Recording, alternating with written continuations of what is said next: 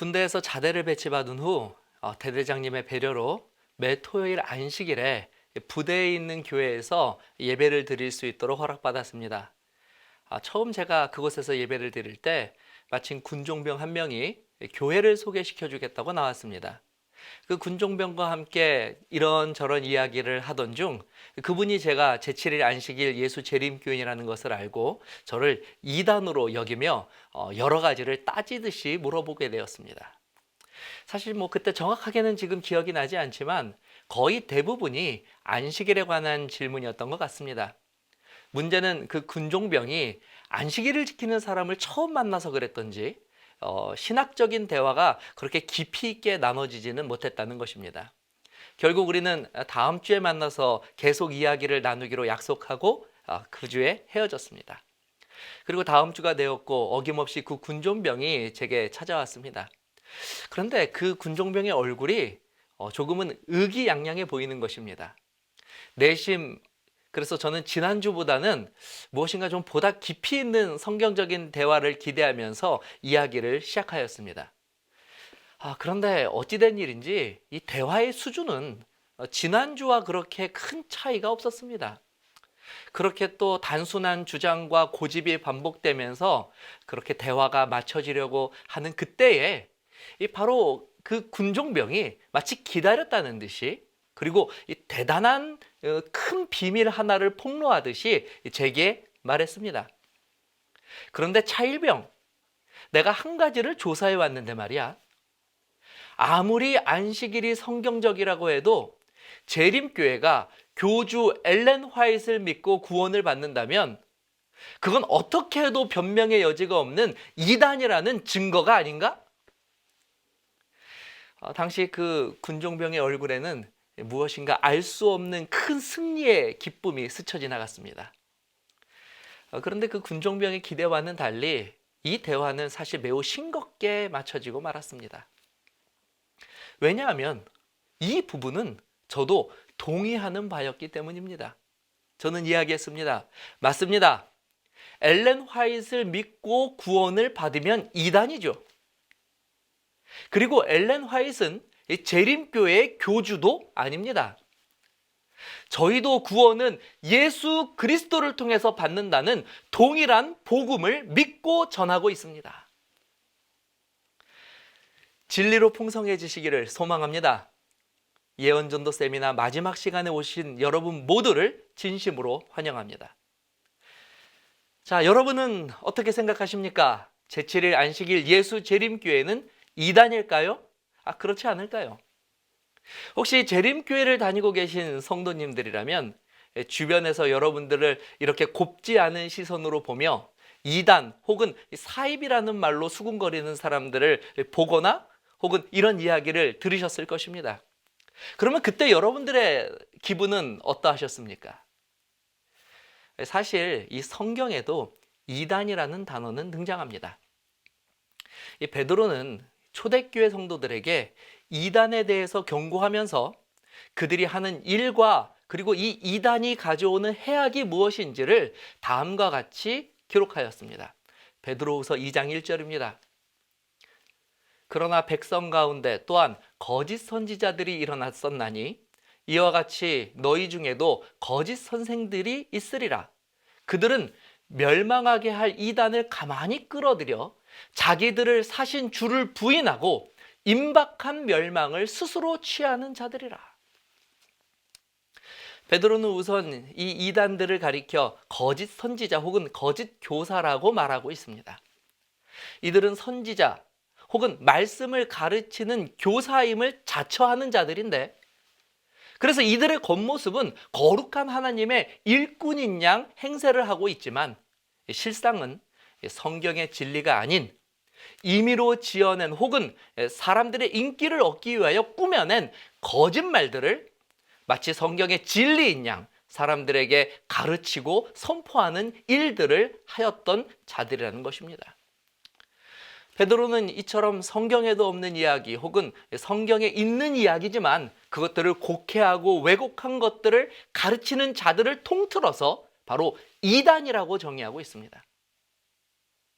그 중에서도 가장 우리가 주의 깊게 살펴보아야 할 이단의 가장 큰 특징이자 가장 큰 문제는 이들이 자기들을 사신 주를 부인하도록 만드는 아주 기만적인 행위를 행한다는 것입니다.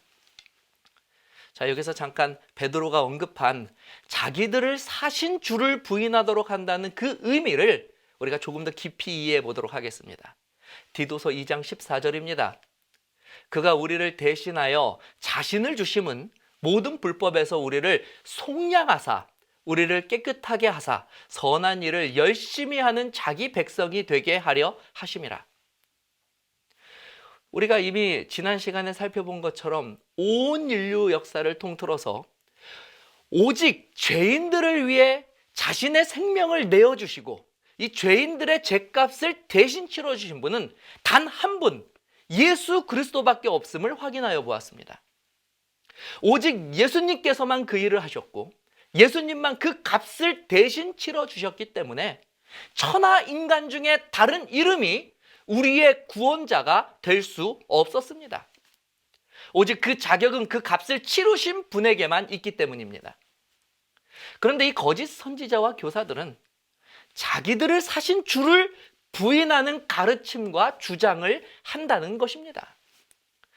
그러므로 예수 그리스도를 통한 구원을 거절하고 다른 누군가를 그 구원자의 자리에 두는 것이야말로 사람들을 심판과 죽음이라고 하는 이 절망의 낭떠러지로 몰아가는 이단 중에 이단인 것입니다. 심지어 사도 바울은 이 복음 외에 다른 복음을 전하는 자들에게는 저주가 있을 것이라고 경고하였습니다. 갈라디아서 1장 9절입니다. 우리가 전에 말하였거니와 내가 지금 다시 말하노니 만일 누구든지 너희가 받은 것 외에 다른 복음을 전하면 저주를 받을지어다. 자, 그렇다면 이 재림교회는 다른 복음을 전하는 이단입니까? 우리에게는 정말 많은 사람들의 의심의 그 눈초리처럼 우리만 몰래 숨겨놓고 있는 어떤 그런 믿음의 대상, 그런 교주가 따로 존재하고 있습니까? 제가 목회 안수를 막 받았던 해에 있었던 일입니다. 그때 제가 한 통의 전화를 받았습니다. 그리고 수화기 너머로는 한 젊은 여성의 음성이 들려왔습니다. 혹시 안식교 목사님이세요? 이 안식교 목사라는 말에 저는 정신이 번쩍 들었습니다. 왜냐하면 우리 교회 성도님들은 저에게 그런 호칭으로 부를 리가 없기 때문입니다. 그리고 그분의 목소리는 몹시도 긴장되어 있었고 심지어 떨리기까지 하였습니다. 그러면서 그분은 제게 지금 제가 교회 앞에 와 있는데 혹시 와주실 수 있냐고 저에게 요청하였습니다. 그분이 저에게 전화를 하여 심지어 교회 앞에 와 있다는 소리에 저도 다급하게 준비를 하고 교회로 갔습니다. 그리고 교회 앞에는 정말 저와 통화를 한 이 여성분과 그리고 그분의 두 어린 딸 그리고 어머니로 보이는 여성이 총 4분이 교회 앞에 서 계셨습니다. 그리고 저의 눈에는 이 등에 엎여 있는 그 어린 아이를 제외하고는 그분들 모두가 왠지 무엇인가 크게 두려워하는 표정으로 저를 기다리고 바라보고 있었습니다.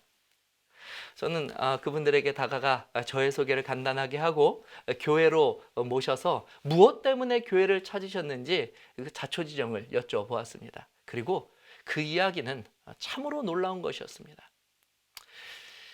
얼마 전 함께 오신 그 어머니가 병원에서 그만 암 진단을 받게 되었다는 것입니다.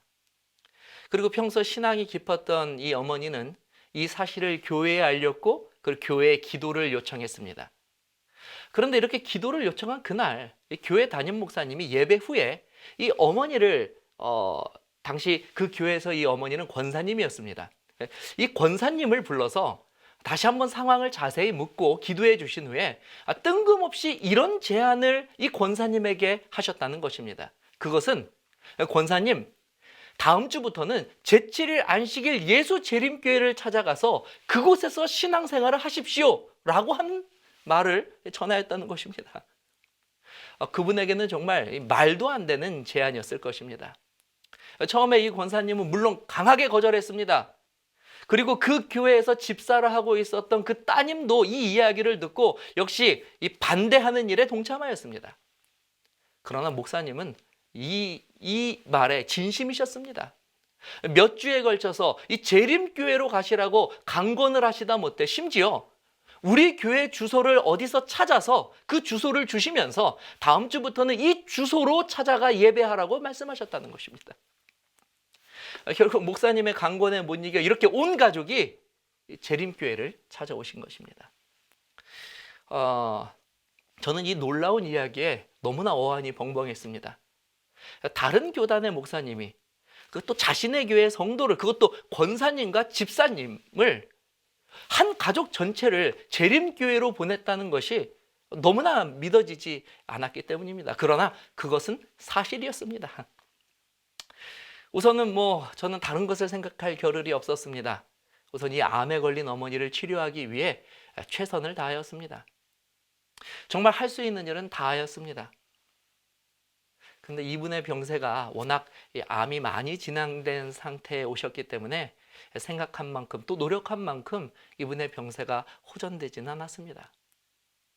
그렇게 하루는 그 집을 또 방문하여서 또 여러 가지 우리가 가지고 있는 건강 기별을 나누려고 할 때에 한 남자분이 그 집에 와 계신 것을 보게 되었습니다. 당연히 저는 사위겠거니 하고 인사를 드렸는데 바로 그분이 저희 교회로 이 성도들을 보내신 바로 그 교회의 목사님이셨습니다. 한 가정에서 교파가 다른 이 목사 둘이 신방에서 만난 것입니다. 평소 같으면 너무나 어색하고 불편한 자리였겠지만 오히려 저는 오랜 궁금증을 확인할 수 있었기에 목사님께 아니 왜 이렇게까지 하셨는지를 물어보았습니다. 그 이유에 대해서 목사님은 잘 설명해 주었습니다. 그 이유는 몇 해 전에 그 목사님께서 교회의 배려로 미국으로 잠시 안식년을 갈 수 있게 되었다고 합니다. 그리고 그 미국에서 그때에 이 재림교인들을 처음으로 만나게 되고 또 사귀게 되었습니다. 그때 목사님은 이 한국에서 재림교인들을 바라보는 시선이 매우 오해되고 있다는 사실을 또한 발견하였고, 무엇보다 재림교인들이 가지고 있는 그 건강하고 진실한 삶의 모습에 깊은 감동을 받았었던 것입니다. 그리고 한국으로 다시 복귀하여서 교회에서 이제 목회를 하고 있는 도중에 자신이 정말 사랑하고 아끼는 이 성도, 이 권사님이 암에 걸렸다고 하는 그 소식을 듣고 그 집사님을 사랑한 나머지 이 재림교회에 가서 그 건강기별과 그들의 삶을 배우라고 그런 마음으로 재림교회의 성도들을 보내신 것이라는 것입니다. 목사님의 이 이야기를 다 마치고 그 목사님께서는 다시 한번 그 권사님과 집사님에게 제가 보는 앞에서 이렇게 이야기했습니다. 권사님, 그 교회에서 열심히 신앙하시고 병이 났더라도 다시 돌아오지 마세요. 그리고 목사님은 호련히 가셨습니다. 그 후 채 1년이 되지 않아서 물론 그분을 위해 할 수 있는, 그 권사님을 위해 할 수 있는 모든 최선을 다하였지만 말씀드린 대로 워낙 병세가 깊어진 상황이었기 때문에 사실 더욱더 상황은 안 좋아지고 있었습니다. 저는 당시 굉장히 젊은 목회자였고 그래서 이 일에 대한 책임을 무척이나 크게 느끼고 있었습니다. 마음이 무척이나 무겁고 괴롭고 답답했습니다. 이토록 큰 소망을 가지고 재림교회를 찾으셨는데 기도의 응답대로 바라는 대로 이 암이 치료가 되어서 여기서 회복되어서 하나님께 영광을 돌리면 얼마나 좋았겠습니까? 그런데 그렇지 못한 것입니다. 두려움과 공포에 눌리는 나날들이 진행되다가 결국 어느 날 청청병력 같은 소식을 들어야 했습니다. 권사님이 결국 병원에 실려가셨다는 것입니다. 그리고 급하게 찾은 병원에서 의사로부터 더 이상 가망이 없다는 말도 들어야 했습니다. 저는 낙담해서 그분의 병실을 찾았습니다. 제가 병실에 들어온 것을 알고 겨우 몸을 돌이켜 저를 알아보신 권사님은 다행히도 제가 생각하는 것과는 달리 저를 원망하는 모습을 보이진 않았습니다. 그리고 가쁜 숨을 내쉬면서 저에게 이렇게 요청하셨습니다. 목사님, 그동안 수고하셨습니다. 그런데 지금은 저를 위해 예배를 드려주시면 안 되겠습니까? 목사님, 이제 저를 위해서 기도해 주십시오. 그 순간 저는 아직 제가 할 수 있는 일이, 아니, 사실은 제가 정말 해야 할 일이 있다는 사실을 발견했습니다. 그리고 그 일이야말로 결코 실패하지도 결코 실망하지도 않을 진정한 목회자의 사역임을 확신할 수 있었습니다. 요한일서 2장 22절, 25절에 있는 말씀입니다. 거짓말하는 자가 누구냐? 예수께서 그리스도이심을 부인하는 자가 아니냐? 아버지와 아들을 부인하는 그가 적그리스도니 아들을 부인하는 자에게는 또한 아버지가 없으되 아들을 시인하는 자에게는 아버지도 있느니라. 너희는 처음부터 들은 것을 너희 안에 거하게 하라. 처음부터 들은 것이 너희 안에 거하면 너희가 아들과 아버지 안에 거하리라. 그가 우리에게 약속하신 것은 이것이니 곧 영원한 생명이니라. 제7일 안식일 예수 재림교회 목사로서 거짓말을 하는 선지자나 거짓말을 하는 교사가 아니라 참 진리를 선포할 수 있는 복음에 입각한 하나님의 백성, 성도, 복음 전도자가 될 수 있다는 사실이 행복하고 자랑스럽고 기뻤습니다. 그 자리에서 그분의 손을 잡고 간절한 마음으로 권면하였습니다. 권사님, 어려서부터 믿으신 그 예수님과 함께 하신 아름다운 기억들을 지금 이 순간 다 떠올려 보게 되시기를 바랍니다. 예수님이 권사님을 한 번이라도 실망시키신 적이 있던가요? 그분의 말씀이 거짓말인 적, 거짓인 적이라고 드러난 적이 있던가요? 그분의 말씀이 실패한 적이 있던가요? 예수님께서 권사님의 생명을 값을 주고 사셨습니다. 그리고 이제 그 주님이 곧 권사님을 데리러 오십니다. 그때 믿음을 가진 자들이 영광스러운 주님의 날에 반드시 생명으로 일어나게 될 것입니다.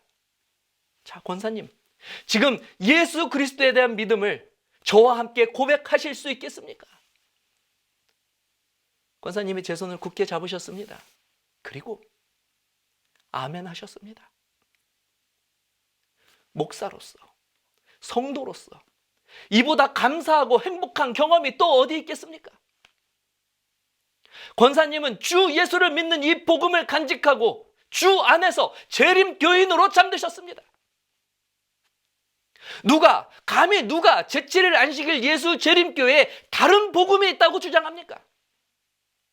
누가 제7일 안식일 예수 재림교회가 구원을 받기 위해 안식일을 지켜야 한다고 가르치고 있다고 거짓된 증언을 하고 있습니까? 도대체 누가 재림교회에 다른 구원이 있다고 가르친다고 말을 하는 것입니까? 한 번은 유튜브에서 제7일 안식일 예수 재림교회를 검색하다가 2단 제7일 안식일 예수 재림교회라고 하는 제목을 보았습니다. 재림교회 목사로서 그냥 지나칠 수 없는 제목 아닙니까? 그래서 영상을 시청해 보았습니다. 그리고 그 영상을 본 소감을 제가 잠시 말씀드리면 좀 긍정적인 부분을 말씀드리면 그래도 과거보다는 우리 제7일 안식일 예수 재림교단에 대한 이해가 객관적으로 조금 더 많이 좀 드러났다고 하는, 그리고 좀 많은 노력이 보인다고 하는 것이 저의 눈길을 좀 끌었습니다. 그리고 심지어 이 영상 말미에는 다음과 같은 이야기를 덧붙였습니다. 이 재림교회 이단성을 논하면서 일반적으로 이단들은 도덕적 문제들을 가지게 마련인데 재림교회는 도덕적으로는 별 문제가 없는 깨끗한 집단이지만 그러나 이 도덕성이 이단성 여부를 가늠짓는 잣대가 아니다라고 말한 것입니다. 물론 해석하기 나름이겠지만 비록 이단이라는 이야기를 듣고 있어도 내가 속한 교단이 도덕적으로 깨끗한 집단이라고 평하는 내용에 그렇게 기분이 나쁘지만은 않았습니다. 그런데 문제는 다음이었습니다. 재림교회가 도덕적으로 깨끗할지 몰라도 구원의 문제에 있어서만큼은 다른 교단과는 다르니 반드시 주의하라는 것입니다. 저는 사실 그 영상을 보고 무척이나 실망했습니다. 이것은 결국 아무리 재림교회에 대한 정보가 많이 알려진다고 하고 그들에게 많이 수집된다고 하여도 결국 이러한 잘못된 정보만큼은 결코 바르게 전달되지 못하겠구나 하는 씁쓸한 아쉬움을 갖게 되었기 때문입니다. 여러분, 만일 정말 재림교회가 이 구원의 문제에 있어서 다른 복음을 가르치고 있다면 이것은 정말로 심각한 문제입니다. 왜냐하면 제7일 안식일 예수 재림교회는 현재 전 세계에서 가장 활발히 복음을 전하는 교단이고 또 성장하고 있는 교단이기 때문입니다. 여러분, 전 세계에 무려 2,100만 명의 재림 성도들이 있고 그 늘어나는 숫자는 하루에 2,000명 이상씩이라고 말합니다. 이 수치는 개신교 교단 중에서 가장 많은 나라에서 선교를 하고 있고 가장 빠르게 성장하고 있는 이 교회의 지표를 보여주고 있습니다. 특히 2019년 말 통계에 따르면 유엔에서 지정한 나라들 중 무려 208개국에서 923개의 외국어로 지금도 선교 활동이 아주 활발하게 진행되고 있기 때문입니다. 그런데 만일 이토록 활동적이고 성공적인 교단이 예수 그리스도가 아닌 다른 복음을 전한다면 이것은 얼마나 위험하고 이것은 얼마나 저주받을 만한 일이겠습니까? 그러나 저는 재림교회 목사가 아니라 한 사람의 그리스도인의 양심으로 다음과 같이 분명히 이야기하고 말씀드릴 수 있습니다. 저는 단 한 번도 설교 시간은 물론이고 성경 공부 시간 그 외에 어떤 시간에도 다른 예수를 가르쳐 본 적이 없습니다. 예수 그리스도를 통한 다른 복음을 강조한 적이 결코 없다는 사실입니다. 계시록의 예언은 마지막 때 이 사단이 하나님의 백성들을 크게 핍박하는 일이 있게 될 것을 예언하고 있습니다. 용이 여자에게 분노하여 돌아가서 그 여자의 남은 자손 곧 하나님의 계명을 지키며 예수의 증거를 가진 자들과 더불어 싸우려고 바다 모래 위에 서 있더라. 제7일 안식일 예수 재림교인들은 누구보다도 성경의 모든 예언이 반드시 말씀하신 그대로 이루어질 것을 믿습니다. 그런데 이 성경의 예언들은 한편으로 우리들의 마음을 무겁게 하기도 합니다. 왜냐하면 이 마지막 때에 마귀는 성도들을 핍박할 것이라고 예언되어 있기 때문입니다. 핍박을 좋아하는 사람은 아무도 없죠. 환난을 당하기 원하는 사람은 아무도 없을 것입니다. 그러나 제7일 안식일 예수 재림교인들은 하나님의 백성으로서 이러한 환난과 핍박을 받을지라도 하나님 편에 서서 남은 자손이 되어 끝까지 말씀 위에 서 있기로 결심하는 자들입니다. 물론 재림교에 입교하신 이후에 이전에는 들어보지 못한 다른 이 교리들이나 다른 가르침들 때문에 당황하실 수도 있습니다. 주일이 아니라 안식일에 예배를 드려야 하는 것, 영혼 불면서를 거절하고 하늘 성소, 지옥과 천국, 침례, 그리고 다니엘서 요한계시록 연구까지 얼핏 보면 너무나 달라 보이는 교리들로 분명 당황하실 수도 있습니다. 그러나 확인해 보시기 바랍니다. 이것이 성경과 다른 것인지, 정말 성경과 틀린 것을 가르치고 있는 것인지, 아니면 내가 알고 있는 것과 다른 것인지, 혹은 다른 사람들이 말하는 것과 다른 것인지 말입니다. 진리는 내가 알고 있는 것이나 다른 사람이 혹은 다수의 의견을 따르는 방식으로 결코 정해질 수 없는 것입니다. 하루는 제가 새벽에 일찍 잠이 깨게 되었습니다. 너무 일찍 일어나서 무엇을 할까 고민하다가 얼마 전 소개받은 한국의 100대 명산이라고 하는 한 의류업체에서 진행하는 챌린지가 생각났습니다. 마침 인터넷을 검색해 보니까 집에서 떠나는 이 버스를 타면 청계산에 갈 수 있었고, 이 청계산은 이 100대 명산 중에 한 곳이었습니다. 그래서 저는 급하게 이 등산 준비를 하고 버스를 타고 이 청계산을 찾았습니다. 오랜만에 오르는 산행이라 생각보다는 꽤 힘들었습니다. 그러나 열심히 올랐기 때문에 마침내 숨을 헐떡이며 드디어 이 청계산 정상에 설 수 있었습니다. 100대 명산의 첫 인증을 할 수 있게 된 것입니다. 제 눈앞에 이 청계산의 정상석이 딱 보이는데요. 가슴이 뛰었습니다. 그리고 그곳에는 이미 저보다 먼저 올라온 한 부녀가 있었는데 그들도 이 정산석에서 자신들이 이 정상에 올라왔다는 인증을 남기기 위한 사진을 찍는데 여념이 없었습니다. 그들의 모습을 보고 있는데 아니나 다를까 저에게 와서 인증사진을 좀 찍어달라고 이야기하더군요. 제가 인증사진을 찍어주었습니다. 그리고 이제 제 차례가 되어서 인증을 하려고 할 때 그분들이 친절하게도 자신들의 이 사진기를 가지고 제 사진기를 가지고 이 사진을 찍어주었습니다. 서로 정상에 선 것을 축하하고 기쁘고 즐거운 마음으로 내려왔습니다. 그리고 그날 저녁 저는 그 인증이 잘 되었는지 이 챌린지 앱을 켜보았는데 그 앱에 나온 내용을 보고 너무나 실망하고 놀랐습니다. 사진에는 이렇게 써 있었습니다. 인증 불가. 나는 분명히 정상에 올랐는데 인증 불가인 것입니다. 그 이유를 찾았습니다. 찾아보니 왜냐하면 당연합니다. 그곳이 정상이 아니었기 때문입니다. 청계산의 정상은 매봉입니다. 근데 지금 보이시는 이 사진에는 글자가 몇 글자입니까? 이 세 글자입니다. 매바위입니다. 한 일설에 따르면 이 정상석인 매봉이 경치가 별로 좋지 않아서 이 매바위를 만들어 놓고 여기에서 이 포토존으로 사진을 찍을 수 있도록 하였다고 하는 이야기도 있습니다. 그래서 정말 많은 분들이 여기가 정상인 줄 착각한다고 합니다. 저도 그날 착각한 것입니다. 그리고 이름도 너무 비슷합니다. 매바위, 매봉. 저는 당연히 이 매바위가 매봉인 줄 알았습니다. 그런데 놀라운 사실은 제가 여기에 더 이상 말을 할 수 없는 이유는 그럼에도 불구하고 이 매바위라고 하는 비석 밑에 이런 글씨가 선명하게 적혀 있는 것입니다.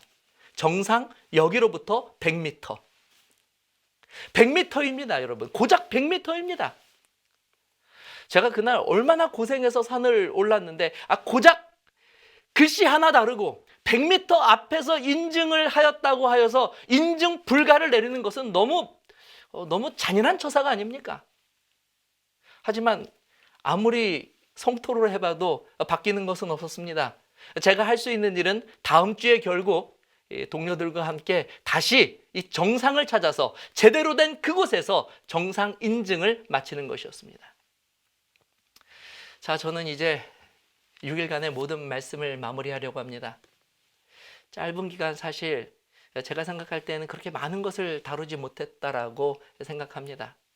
그러나 이것이 끝이 아닙니다.